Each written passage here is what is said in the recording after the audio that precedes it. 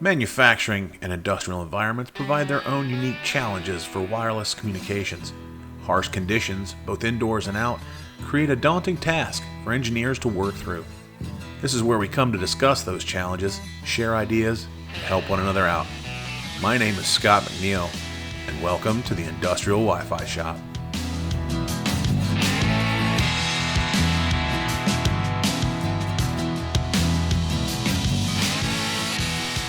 And now, part 2 of our wireless design industrial versus enterprise roundtable.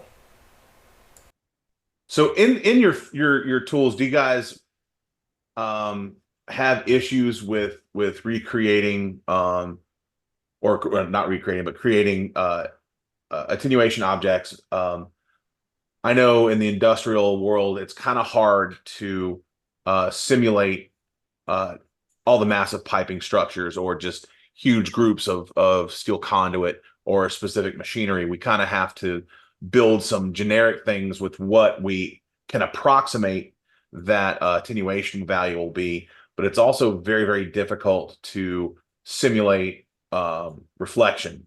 So it's kind of hard to do that. I understand IB Wave has kind of a reflective predictor built in. I could be wrong on that, but that is what I've heard. But I don't know of anybody else that does. No, IB Wave definitely does have kind of that reflection analysis tool, help you kind of plan that out. It's all theoretical, it's all kind of guessing. So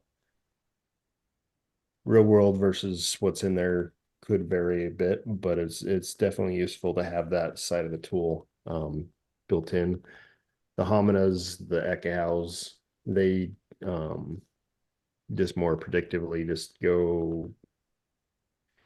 You kind of have to plan ahead and go, okay, that looks like a 6 dB wall, or that objects will attenuate the signal about 6 dB. So you kind of plan that way. You can't really adjust for if it's going to be reflecting it or different things like that. Well, and that's what's nice about knowing if you can at least get what the construction material for the object is, you can at least kind of get close predictive wise. Yep. You know, it would be pretty cool whether it's Cetos or Ekahau or Halmina and everything, as more and more data is in there. I mean, I don't know, you again using some kind of utilizing that data to maybe optimize the default attenuation values of different objects and materials that are kind of in there, right? And maybe add some more, like, so like, let's say, I create a special material, right? Something that I ran into, and let's say, Mark, you ran into something similar, and we both created something like that, and then we did a survey, and then kind of like that data is in there. So somehow, I don't know, these tools can kind of utilize the data to create a default material that's and kind of add it in there and say, hey, based on, I don't know, 1,000 people who added this material and did a survey, and that's how it looked like. Okay, this is what kind of like we see. I mean, I know I think that's where programs like Hamina are going to be an advantage, because it's easier for them to collect that data and then turn that around and actually put it into the product. Whereas, like with Air Magnet, that's an all-on computer software. You're doing all the rendering, you're storing all the data. I've created hundreds of individual objects and set their attenuation values based upon what I experienced while I was on site, but it's not doing anybody else any good. And if something happens to my computer, I lose all that and would have to recreate it. Yeah, that's true. I mean, because it's localized, not cloud-based. So yeah, that's a good point. I mean, it will apply to basically vendors that are cloud-based. Yeah. Yeah, I can see Cetos actually doing something like this too, because currently don't they have something where, and they kind of showed it too, right? For example, which was pretty impressive. I was kind of like, I asked him some additional questions, and it was really impressive how he explained it, where even if you don't have access to certain areas, it will still predict and kind of show you based on the AI or something, whatever, that what the signal will look like, even if you're unable to go inside, like, specific rooms and walk and grab the data. And I'm like, well, how exactly is it doing that, right? What exactly? So apparently they're using AI to figure out the survey that you did on the top floor and the bottom floor and around it or something like that. And that's how they are seeing like how the signal possibly would look like approximately. So I think that was something different that they're doing, and I like that. That's one of their big bread and butter things that they're touting beyond their server device. Yeah. Is that AI piece in their planner. Still waiting for it to get out. It's definitely not, it's in process. It's not released yet. I think it's in beta at this point. Okay. Yeah, I was gonna ask you, have you tested that at all by any chance? I have Or not. I've seen some bits and pieces on it. It's pretty cool. With if when it's going to come out with their AI piece, predictive ideas. They're like they can kind of guess and go, well, there's this wall here, so on that side we can kind of guess based upon this room next to it. It should be probably similar. That in that room it's going to be this way, and they can predict that. So so do you, I mean, in the industrial environments, I mean, I run into this in the enterprise a lot, right? And enterprise, I mean, warehouse manufacturing and stuff. I mean, in the industrial environments, do y'all run into situations where you kind of need to get into an area and do a survey, but you're not able to? So what do you do? Ali, that's a perfect question, and if Scott doesn't have something immediately ready, uh, I I could go on and on about this. Um, so So good on, dude. Go ahead, Jeremy. I'll just start with a little friendly, awesome thing called a machine cell that you can't walk inside, but your client goes through. How do you survey that? Right. Typically, what we have to do is just say, all right, I'm going to walk around this fence railing and just be a human AI, and then I have to make assumptions about what does the wireless coverage kind of look like in there. Is there, is the coverage weak on one end or the other? Another thing is you have situations where I've actually got one of these coming up where you have like an overhead carrier that's on a rail that runs around, and your client's 15 feet up in the air, and you cannot even go into huge chunks of the machine cell. Um, so what would be nice would be if some of these survey tools, kind of like how you can do GPS surveys. Sometimes sites will have an internal GPS, but a lot of times we run into things where it's like a crane or a vehicle runs on, I believe it's called an encoder, but it's different for everything, right? But they'll have like barcodes that say, hey, this is every quarter inch or whatever. There's like another little barcode that reads, and or something along those lines. And so they actually like track that. And then what we'll have to do is in some of our visualization tools that we've written is you basically do like a bitmap or whatever, and you say, okay, this position correlates to this position, and then you have to kind of gather that information and feed it in. So um one thing we're looking at is, hopefully this works out pretty well. So I'm going to do like a 3-hour survey coming up with the Homina tool on site using a WLAN Pi to basically do like a Bluetooth connected device and try and run it through a machine cell. I don't know if that's going to work, but in areas like that, you might use something like I would leverage like a Siemens Scalance client, because they've got a nice little like signal recorder feature that's in there that's pretty predictable. You can start it running, tell it to capture, twice a second, 3 times a second, 10 times a second, whatever you want. You run it through that area and then stop it. And then when you come out, you have just a linear like time series graph. And then you basically have to kind of like correlate that to the area that it's traveled. So that's how we would approach something like that, or even like a crane or something like that, where sitting up there doing a heat map wouldn't necessarily make sense, but you move it all the way to one end of travel, start the recording, and then move it all the way to the other end, and then you've got at a steady speed, and then you have kind of an accurate picture of what the signal is on either side of it. Okay, that's pretty interesting. So, Mark, remember that software you mentioned, Enos? I believe I can see them doing something like this. I think again, crowdsourcing the data and everything like that, and utilizing that to possibly be able to kind of give you some educated guesses on what something like this would look like in a situation like this.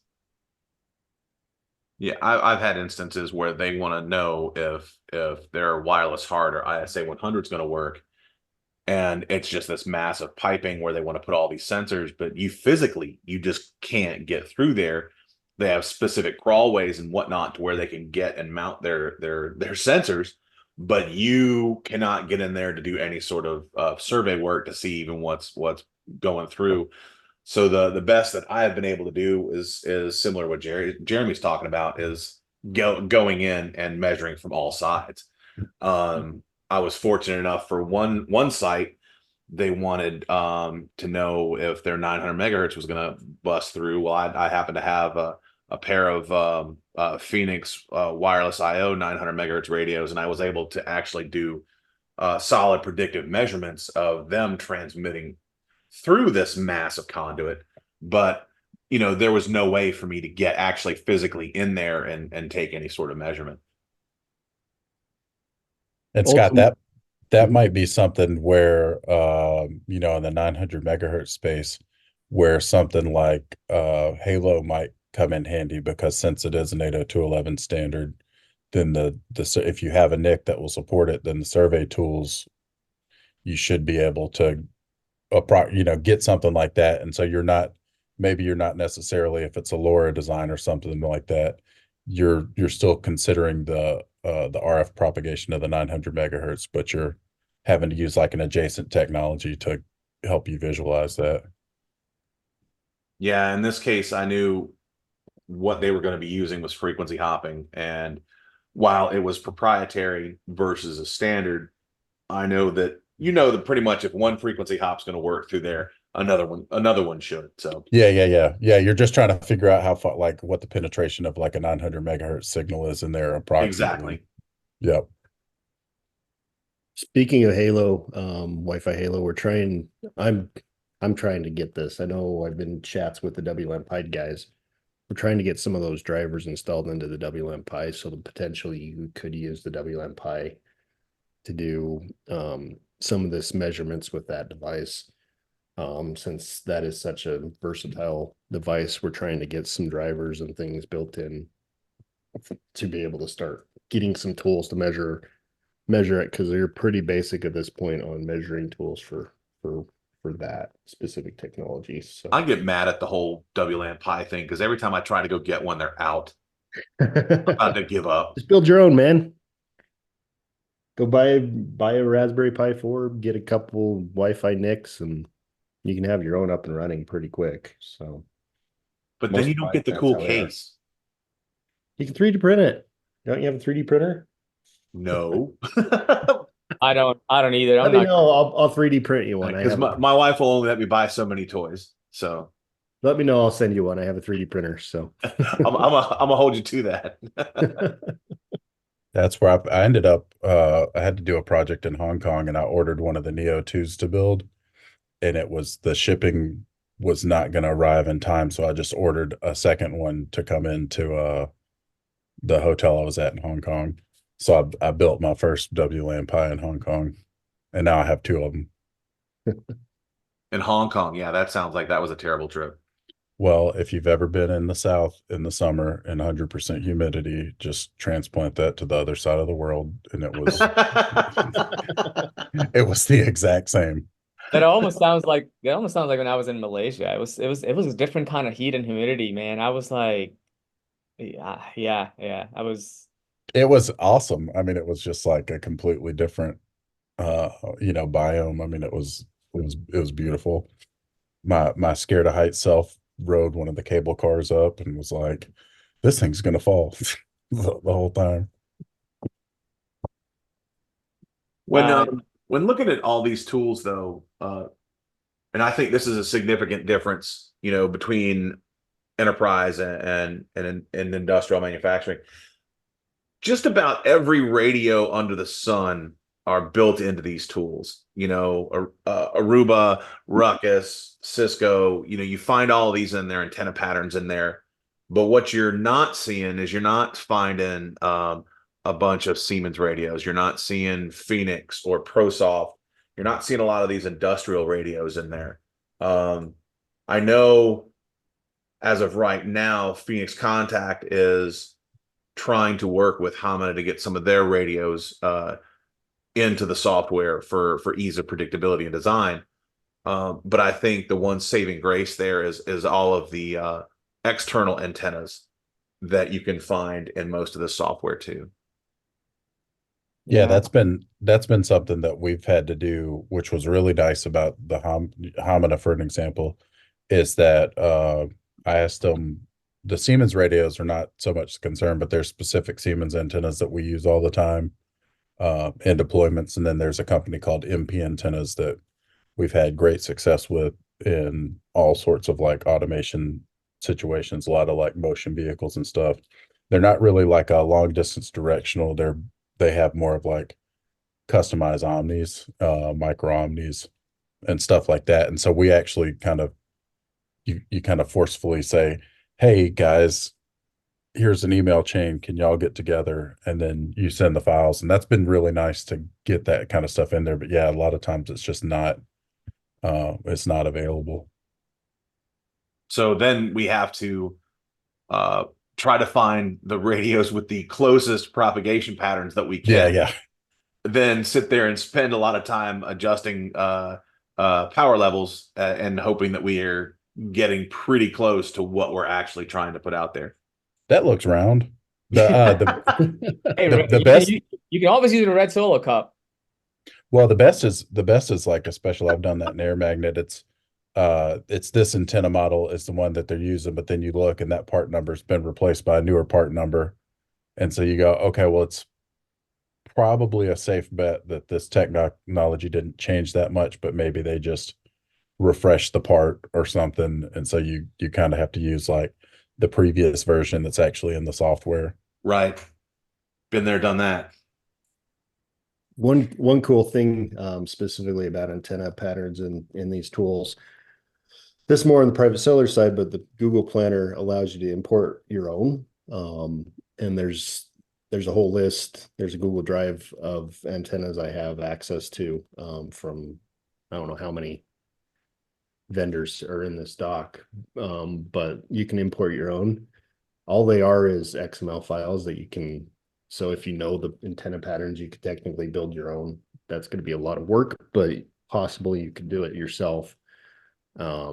If you have the data points, you could put them in and different things like that. So it would be really cool if Hamina had that option to add your own antennas so we can reduce some of this reliance upon, well, we really need this specific antenna for this specific use case. You put in the request, takes them some time to actually get access to the data sheets. They finally get it imported, and you had the need a month ago, but by the time they get it imported, your project's done and you've moved on. It would be cool if they had an option to be able to import your own antenna patterns or antennas in some way. That is pretty cool, like Google Planner. There you go. Here's another feature request. There's a feature request, Hamina. Not that we're trying to do the Hamina show, but no, not at all. But we're gonna come up with a bunch of feature requests for the Hamina's dev team. Hey, they just need to sponsor this episode. That's it. Yeah. There you go. well, I'm sure they don't mind the free advertising. But no, that tool has been definitely good, and the team's been great, right? So here's the thing, right? You can have a tool, but then the fact that anytime I had requests or anytime I had an issue or question and all that kind of stuff, right? I've been able to get an answer really fast from them, and I like that, right? And if I ran into something very specific, right? Like I needed like a specific zoom level done, for example, just a quick thing, right? Like I was trying to design an outdoor Wi-Fi situation, and basically a bunch of APs that are going to be like about eight of them, I think. Yeah, they're going to be on the pole. So you kind of put them on a pole, and I kind of drew the object pole that was like about 40 feet high, and 4 of them are going to be installed like at a certain height, and then the next 4 with a different antenna are going to be installed at a different height. But then when you try to move those antennas to test out something, it was not working out, and like I needed more zoom level, and I requested that, and it kind of got done pretty fast. And that is kind of like, is what just is some of the amazing things that they do, right? They make things happen. Again, not to talk, not to advertise Hamina, but definitely team's been pretty fast in responding back to some of the requests. Well, it's all about the support, right? You can have a great product, but if you have terrible support, you're not going to do Yep, well. Well, exactly. Yep. that's Scott, that's actually probably like one of the biggest things in the industrial world is it's like, sometimes there's technologies that might work just fine.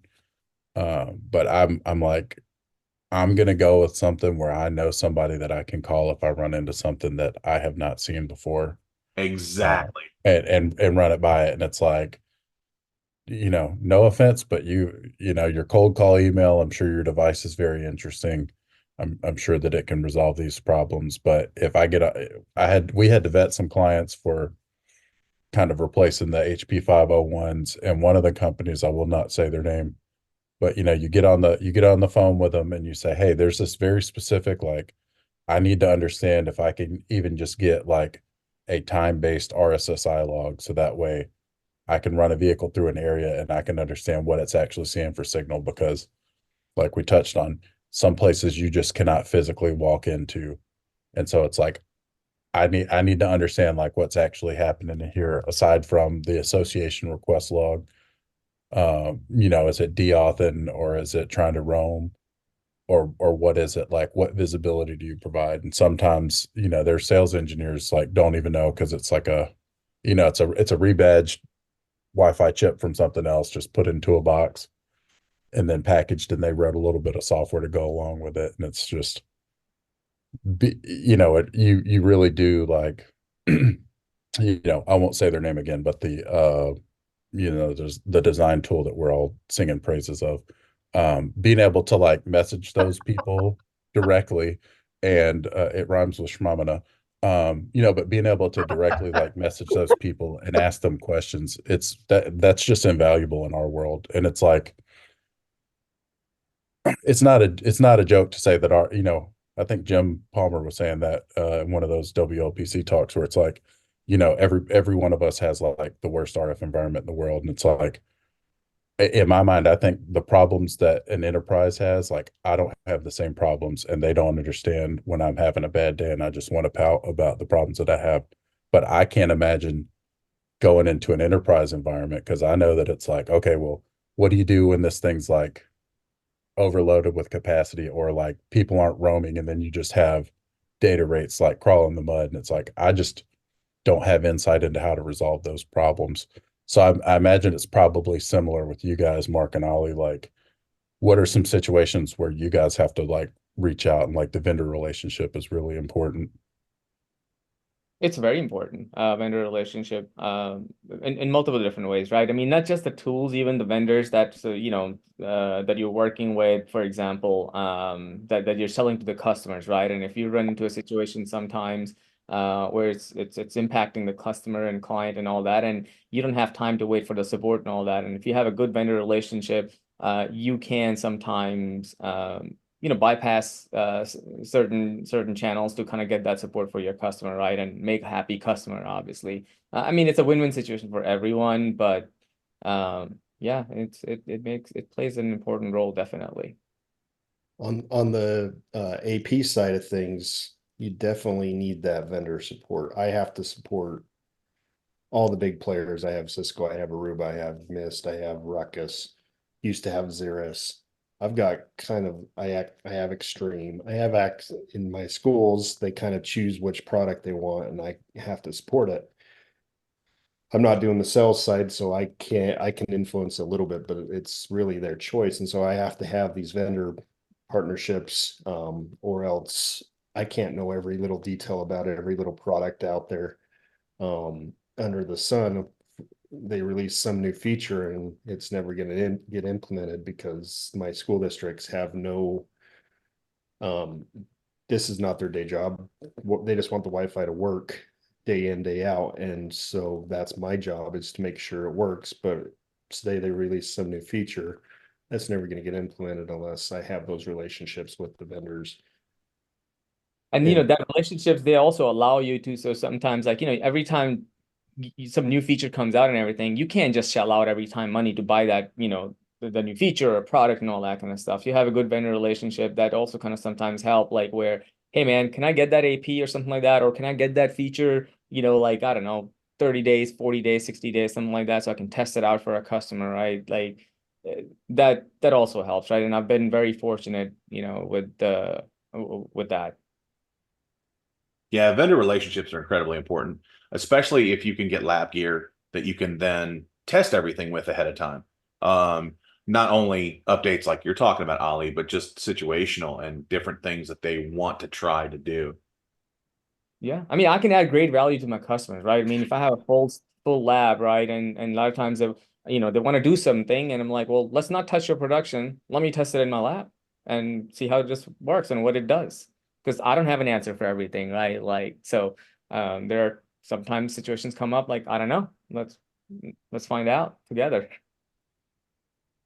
So that's kind of an interesting segue that for this next part, as far as all these different survey and planning tools. What about reporting? We actually kind of touched on this a little bit earlier with Hamina and the fact that it has the interactive reporting and it has links that you can send out and it's got the 3D and it's got the little roaming man that you can demonstrate for your client customers. In general, I don't typically use built-in reporting for for anything like straight out.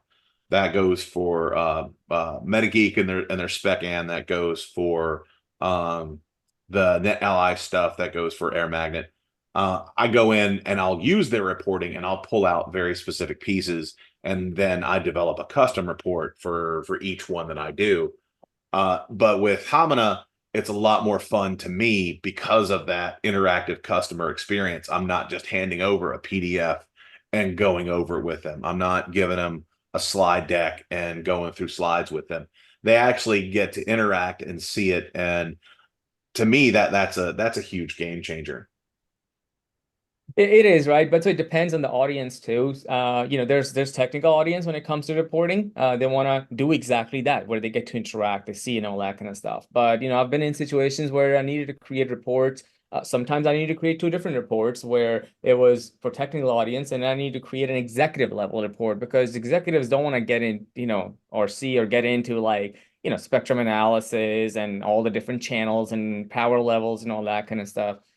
So then in that case, you have to highly customize the report, like and just use in Hamina, so I love the fact with the reporting. I think it does need some more work. I'd love to see kind of like some more work in there when it comes to reporting and being able to customize it. Would love the ability to utilize some variables and stuff in there.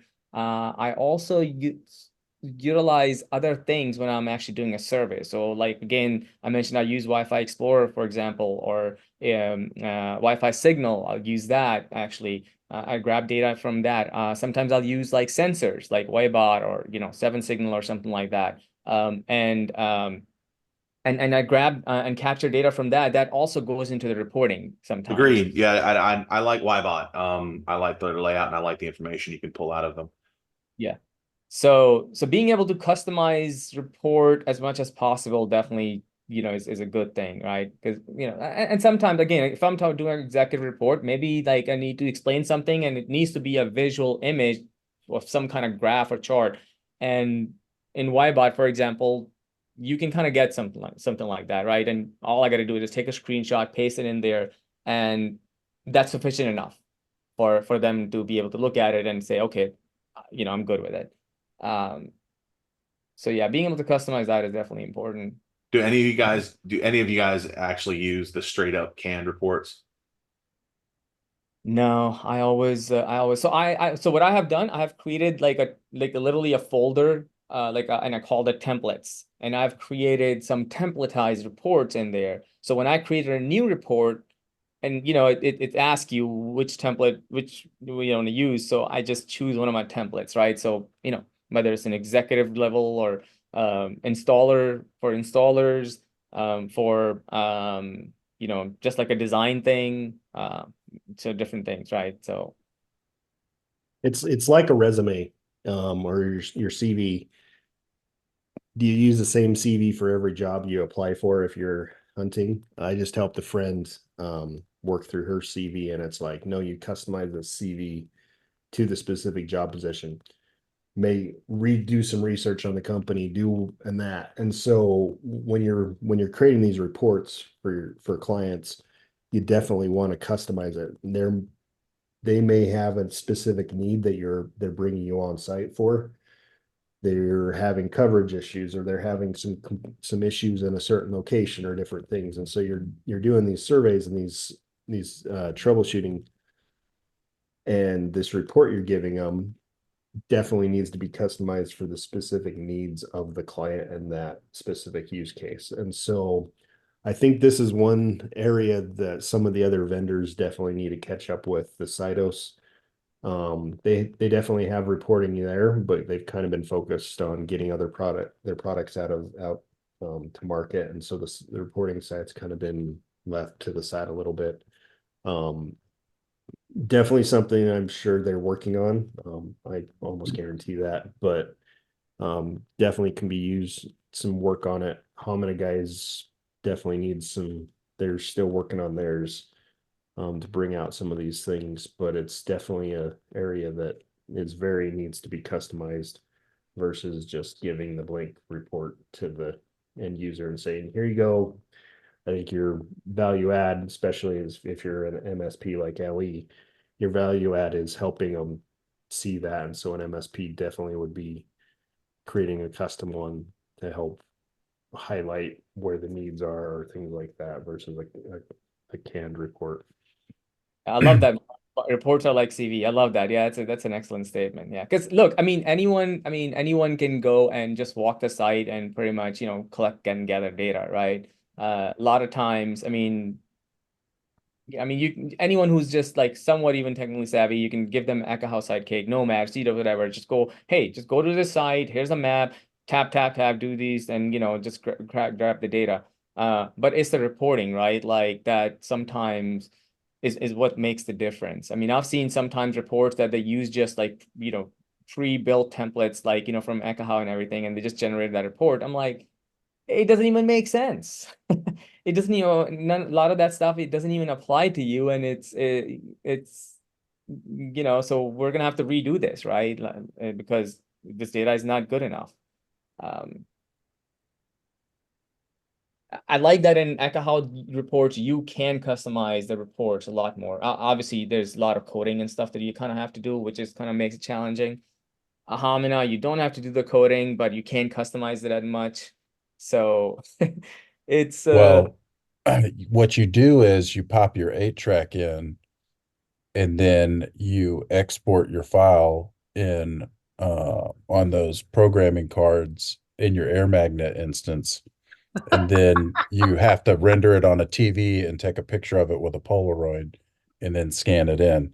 That's really You got to Scott make knows sure what I'm those talking punch about. cards are right, though. Dude, that's the it's it's I'll rib on air magnet because of the crystal reports where it's like it's a pain, but yeah, it's like you have to figure out like a certain way to export it, and then you're like copying a PNG over and then dumping it into a file. And because most of the value that we add, right, is the interpretation of it. But yeah, it's definitely like what like Mark was saying, like if it's if it's Joe Schmo and maintenance that you're having a conversation with, then really it's like they need more of like a prescriptive list of here's what you need to change, like here's some pictures, all that stuff. The antennas are wrong. Like, why is the Ethernet cable coiled around the antennas over there? That's not right. Versus like if you're handing it to a higher level person. And I think what people miss out on a lot too in the reporting is that it's like, you charge a premium to send somebody to site. It is not cheap to have somebody come do this stuff. It's not cheap to have the tools. And for them to just rip a report off and mail it, it's like you don't really, like I'll give people the raw report crunched with every bell and whistle on there if they want that to look at, but I peel out the 80% of it that's actually like valuable information, or really it's 20% of it, right? That's like got 80% of the value in the information. And we're interpreting that and handing it to them and giving them feedback on how to improve things. Because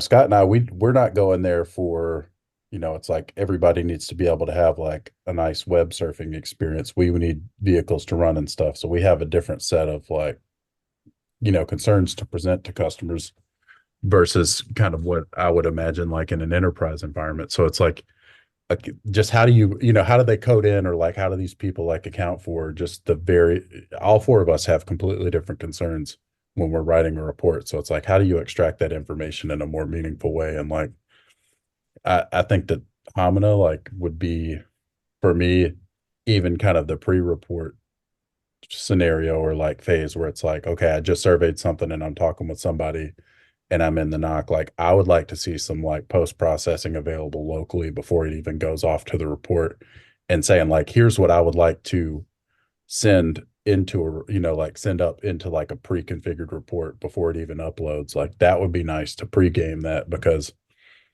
having to wait for an internet connection, Ali, you were talking about like a mile long facility, when you have to walk 3/4 of a mile into a paint booth and then you have to figure out a way to get outside and hope you have cell signal and hotspot to your computer to upload something and then airdrop across to email it. It's like that's a lot of work to just figure out like if something's -67 or -75 because you can't adjust the color palette or whatever.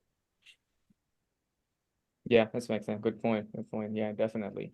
Also, I'd love it would be great if the instead of PDF, it's if like a Word export is allowed, right? So because then I Mhm. can customize it that way too, right? If I can just export the report as Word, customize it, and I don't know, maybe re-upload it or something like that. Or at least an RTF, something that the different word processors can recognize. Yeah, yeah, exactly. I mean, I tried to do it, with the PDF that I downloaded, and it just, I don't know, it didn't really work out for me too well. So And there's probably some slick people that would know how to like feed that right into like a custom, you yeah, have like a lockdown customer portal or something where you have like a web page where you publish that report to it, and then they just go, hey, we're, yeah, John's Biscuit Company, you know, what is it? Industrial Wi-Fi shop / John's Biscuit Company, Site 5 report, and then they're pulling up all that information, and you can drop configuration files or like any of that kind of stuff in there too. So I think that there's like a lot of stuff that's just not really, maybe people don't know that they need, or it's like it would be pretty simple to implement, that unlocking it from just like a PDF would open up. I mean, do y'all see other companies like ever run into it where you walked in and because somebody was having an issue and problems, they called you and you went in there and they said, "Oh, we already did the survey and here's a report from a different company," right? And ever run into that situation and you're like, "Who did this?" Right? Like, I mean, I've seen, for example, scenarios where when I was looking at the walking paths in the Ekahau file, it was like the guy was literally walking through the walls, right? I'm like, how's this data even valid? And Yeah, I don't like the how answer much to you that is absolutely. I have had to try to translate somebody else's survey. And once I got to look at their survey information, that's when I understood why they called me, yeah. because it was indecipherable. And the funny Mhm. thing is the company paid for it. I mean, they approved it, they paid for it. I guess they were I'm like, how are you satisfied with this? I had a site that had me come in to redo a survey because the first one that they called had come in. The guy shows up to a mill in Bermuda shorts and flip flops, expecting to be able to walk around a plant. You know, Nice. they had, the first thing they did was send him to Walmart to get jeans and steel toes. You know, and the only thing he was walking around with was his iPhone. That was it, and that's what he was calling a survey. The guy took a few pictures, got a few bars measurements and like screenshots off his phone, and then tried to present that with a report. Nice. A back in the day kind of thing. I remember, I don't know, y'all remember NetStumbler? Yep. Yeah, I remember once I did I mean, years ago. Yeah, it was had to use my laptop, NetStumbler, go in a whole bunch of different areas and point it out on the map where I am and what the signal values look like and all that. This is like when Wi-Fi was first kind of, coming out and stuff. That was interesting. Guys like that in the Bermuda shorts and all that, those are the type of guys that give our industry a bad rap. But it also gives us the opportunity to teach and help the industry grow and to go, there is the requirements. That's the benefit of this podcast, is helping Wi-Fi engineers that have been in the enterprise space understand these type of things. These are requirements when you do move into the industrial space, they get a job or something that's in industrial space. This podcast helps us as engineers better ourselves to be able to be prepared for those situations, so we aren't that person that shows up in the Bermuda shorts ready to survey and realize, no, you have to come prepared for the proper gear when you're on site ready to do that survey. Yeah, definitely. Yeah, podcasts are definitely helpful. I mean, I like, I'll listen to them. There's so many great ones out there, and I listen to them, especially when I'm like driving and a long trip and everything. And because look, there's so much technology out there, and especially in the wireless field, everything is changing so much all the time, so fast. I can't be sitting over here constantly studying, right, every day. I mean, it still probably wouldn't be enough. And podcasts, like this one and others, they help because I can get access to some information really fast. Well, it's like they said it's like the young lady said on LinkedIn, it's learning without reading, right? It's just listening while you're doing other things. Yeah, And exactly. it's a great way to take in information. I listen to a ton myself, especially, when I'm road tripping for a job. I'll listen to 3 or 4 hours of different ones back to back. Yep. And then conferences, conferences, they're helpful. You get to interact with the vendors, a whole bunch of other network engineers and, WLPC, right? That, we were just at. I mean, it's like literally you start at 8. I mean, I started at 8 a.m. and until sometimes 1 a.m. I'm just constantly talking about wireless stories and different things with people like all day long. And the presentations, you're learning about the roadmaps, what's happening. You're talking to vendors and asking them what's coming. So that's definitely useful. And earlier y'all were talking about 3D printing, right? I think that's another cool thing too, because I know WPC sometimes there's 3D printing. I think Mark boot camp. Yep, they've had a boot camp in 3D printing several 3 years ago or so. So that's cool thing too, that you get not only little training, but you also get access to like some of these kind of tools that normally you would not buy, right? Like, I mean, The drone class. yeah, and you attend that conference and you can get that tool, and now you learn something new and you get to use that tool. So I think that's a pretty cool piece of that. Well, Yeah.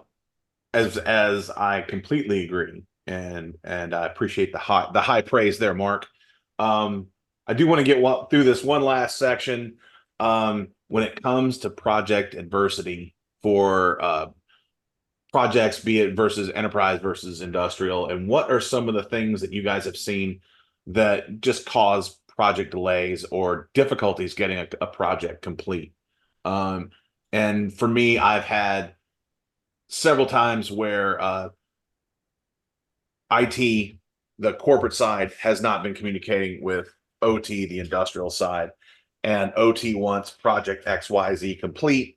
I get brought in, I do the site survey, I do the initial design, I do the spectrum analysis, and I present them with all this information.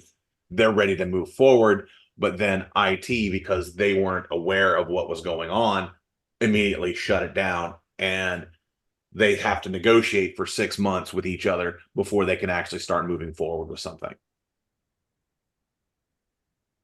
Yeah, probably maybe not to that extreme, but something like that actually happens in enterprise environments too. Like, if they're in a situation where a site wanted something done, they were experiencing issues and problems and all that, and they would want it, but so brought me in, consulted and all that kind of stuff. I'm like, okay, well, this is what needs to happen, and but the main IT was just not ready for it. They're like, oh, we don't know anything about it, so and well, we don't have a budget for it.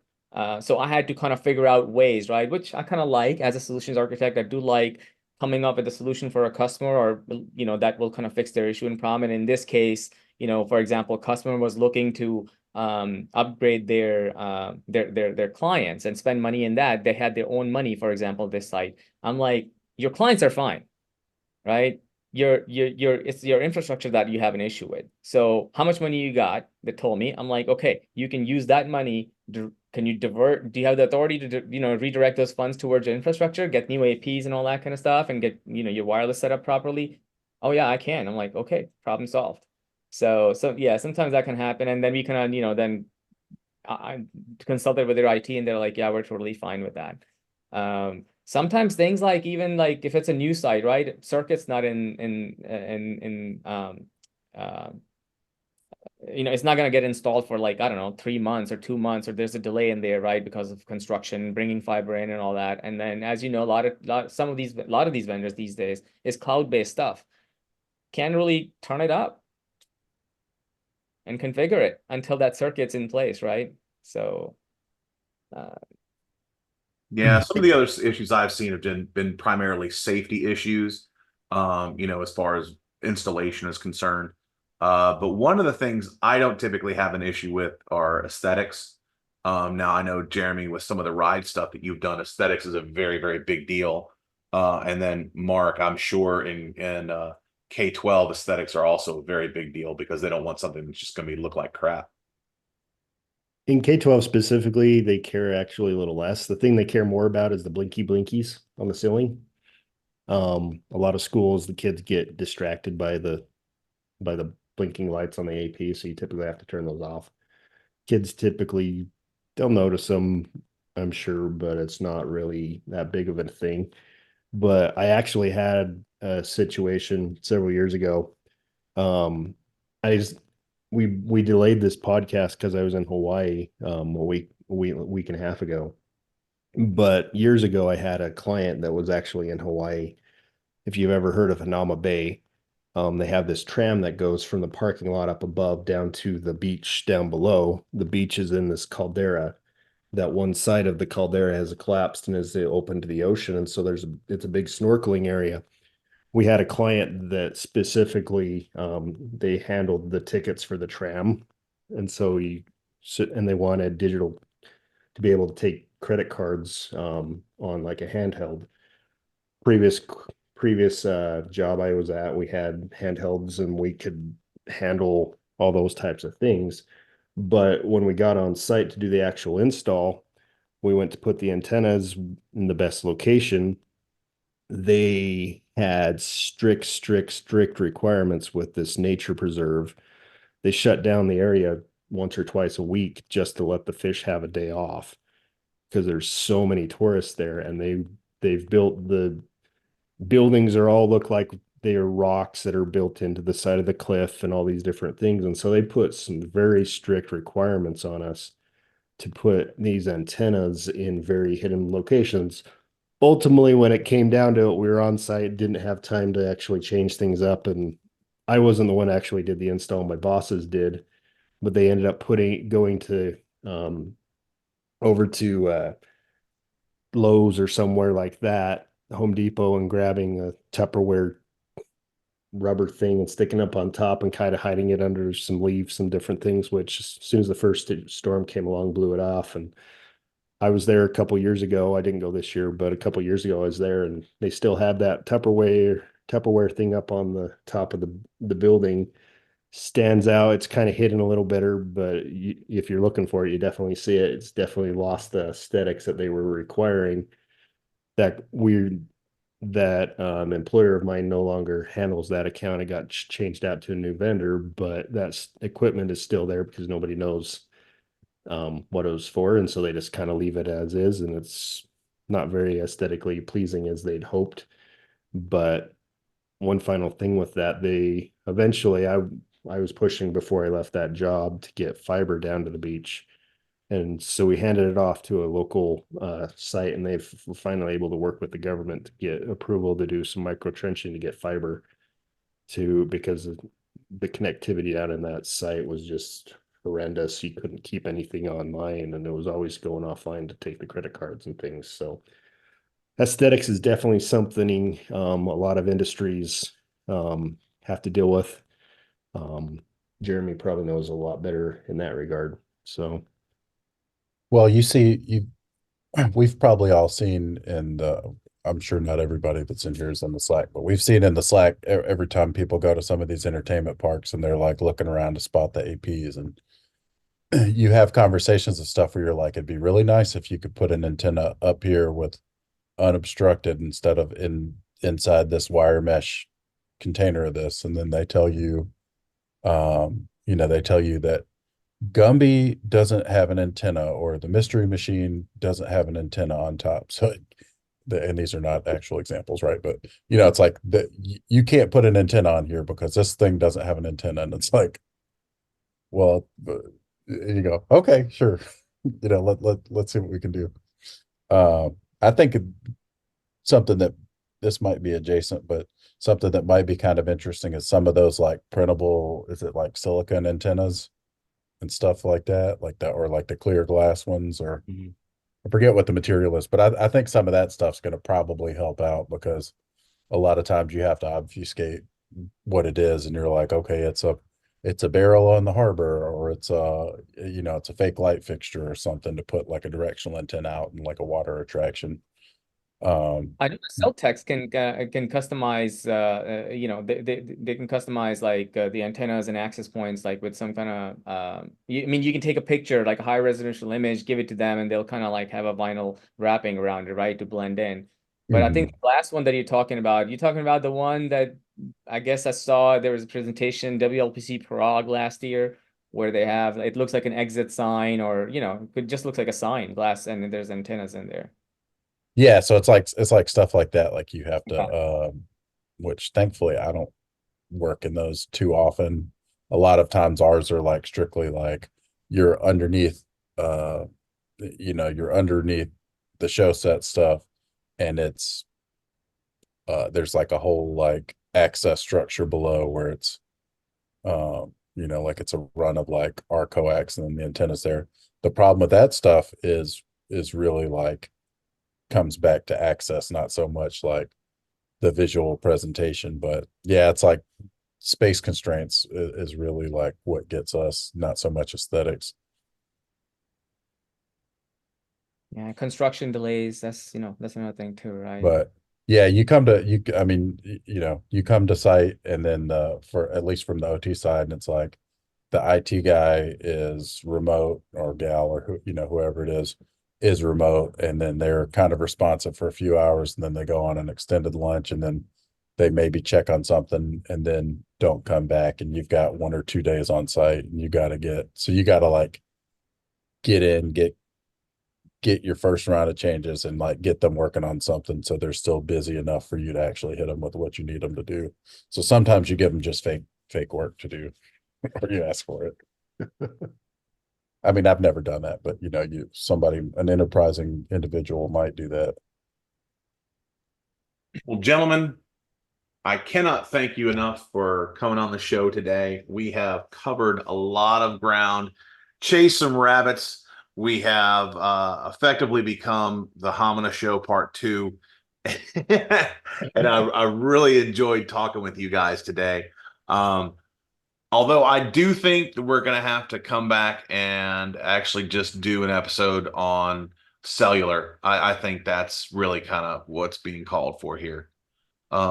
Mark, Ali, Jeremy, I want to thank you guys tremendously for taking the time out to come and talk and hang out here at the Industrial Wi-Fi Shop.